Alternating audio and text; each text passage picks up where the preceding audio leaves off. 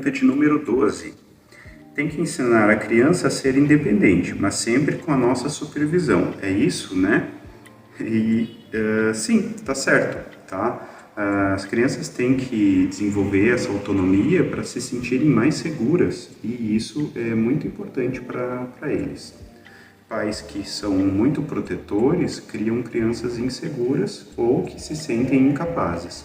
Então, tem que estimular, eles se tornam independentes, mas com supervisão. Então, quem fez esse comentário está certo. Muito bem. Pergunta número 13. Ela pede para ir ao banheiro e não faz nada. O que fazer nesse caso? Eu prefiro a criança que tem esse perfil do que a criança que se nega a ir ao banheiro e acaba fazendo as coisinhas na roupa, tá? Não tem problema, tá?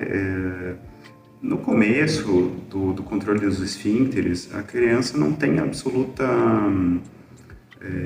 discriminação neurológica do que seja a vontade de fazer xixi e, por exemplo, xixi ou cocô e outros estímulos. Então, por exemplo, é muito comum a criança ter feito um punzinho, por exemplo, e pedir para ir no banheiro, né, e tal. Então, a criança não consegue fazer essas discriminações, tá?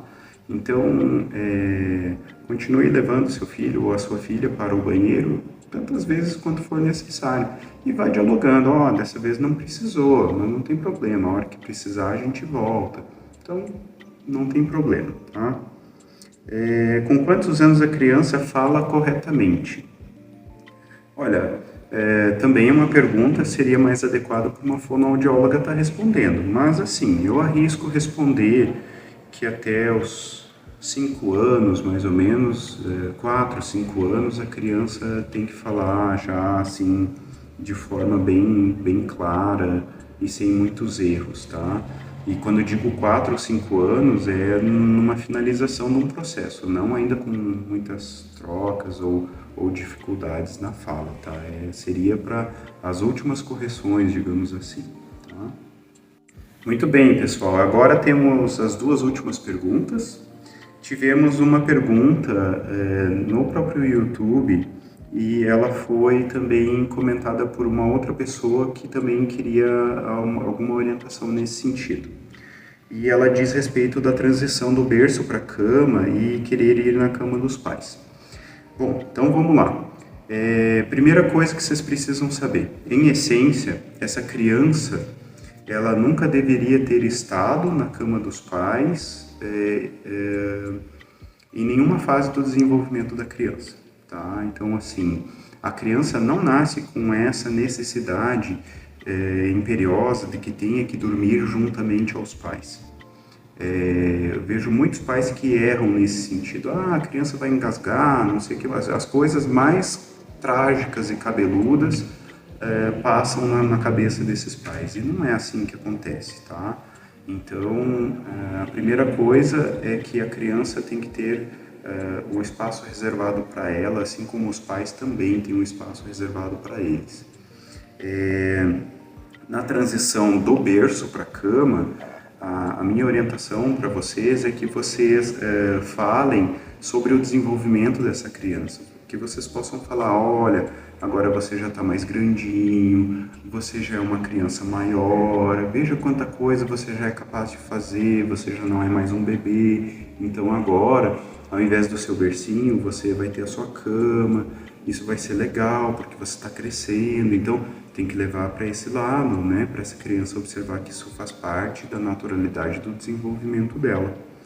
E sobre querer ir na cama dos pais, isso eventualmente pode acontecer, seja por insegurança, e eu vou orientar vocês assim, levem os seus filhos tantas vezes quanto for necessário para a cama que é dele, tá?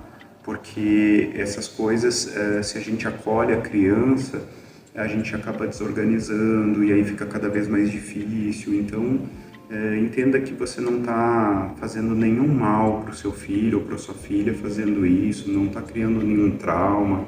Então, a criança vem e você leva ela de volta. Última pergunta. Qual a melhor forma de corrigir as crianças? Primeira coisa que eu vou dizer para vocês enquanto resposta: as crianças, elas são capazes de entender muita coisa já desde muito novas. Eu vejo muita gente no senso comum falando, não, é muito cedo para corrigir, espera ele ter 5, 6 anos para corrigir.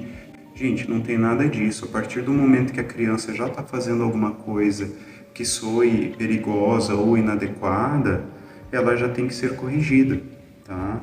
Mas um cuidado em relação à correção é que isso não seja por uma forma coercitiva, uma forma constrangedora, uma forma violenta, tá? Então, para isso existem as possibilidades de você colocar a criança num cantinho de pensamento, existe a possibilidade para uma criança que é um pouquinho maior de você tirar alguma coisa que é do gosto da criança, como por exemplo uma televisão, um celular, alguma coisa do gênero, tá?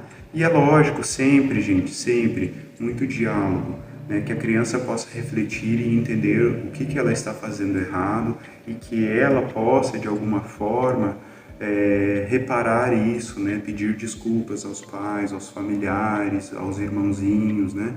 Então, essa é a melhor forma de corrigir os filhos, certo?